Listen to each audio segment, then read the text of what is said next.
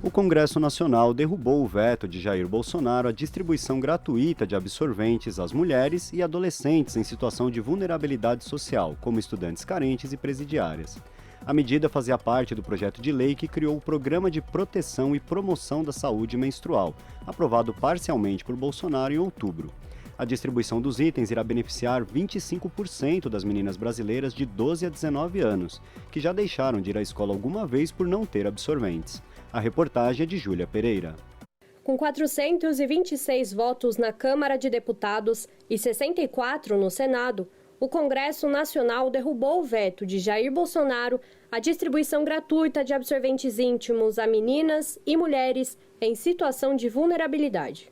A medida faz parte de um projeto de lei que criou o Programa de Proteção e Promoção da Saúde Menstrual, que atende estudantes carentes do ensino fundamental e médio e mulheres em situação de vulnerabilidade e presidiárias.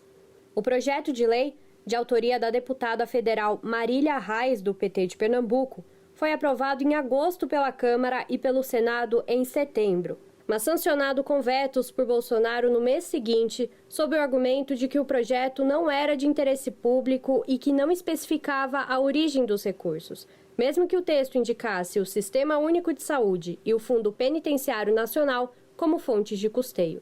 Helena Branco Gouveia, supervisora de projetos do movimento Girl Up Brasil, que desde 2020 atua pela garantia da dignidade menstrual, comenta que a derrubada do veto de Bolsonaro à distribuição gratuita de absorventes íntimos foi resultado de uma forte pressão feita pela sociedade civil ao Congresso. Então, tem sido uma articulação também com a sociedade civil, mas com os próprios parlamentares, para que a gente inclusive chegou aí em novembro do ano passado, o veto aconteceu em outubro, né? Então, em novembro a gente foi lá conversar com parlamentares, para pressionar pela derrubada desse veto. Inclusive tinha sido feito o acordo, né? Foi feito o acordo para a derrubada do veto por conta da pressão pública. Então a gente vem se articulando dessa maneira, conversando com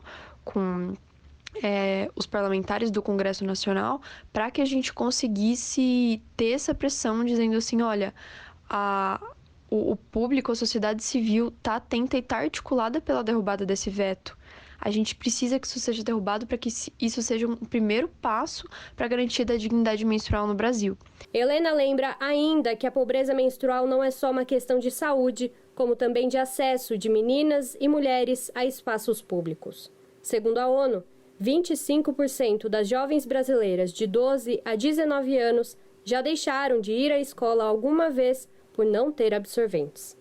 A pobreza menstrual é sim uma questão estrutural, é também uma questão de você não ter acesso aos produtos menstruais, não ter acesso a meios de fazer uma higiene menstrual, então saneamento básico, tanto em casa, tanto na escola. Então isso impacta diretamente a educação das meninas hoje. Por isso que é tão importante a gente ter a distribuição gratuita dos absorventes nos locais públicos, nas escolas, nos centros de assistência social, não só para quem está indo na escola, para que as meninas continuem indo na escola, mas também para mulheres em situação de rua, para mulheres em privação de liberdade. É muito importante a gente perceber que existem vários públicos que são especialmente impactados pela pobreza menstrual, né? E a partir desses dados que a gente vê, né, da pobreza menstrual, a gente sabe que meninas e mulheres vão deixar de realizar funções como estudar, como trabalhar, como desenvolver o seu pleno potencial por não terem condições mínimas para menstruar com dignidade, né? A pobreza menstrual. Então, por isso que é tão importante a gente ver essas legislações avançando com relação à distribuição de absorventes, mas também é importante lembrar que a gente precisa investir no saneamento básico, investir também na educação menstrual para que as meninas e as mulheres conheçam seus corpos e seus direitos. Júlia Pereira, Rádio Brasil Atual e TVT. As notícias que os outros não dão. Jornal Brasil Atual.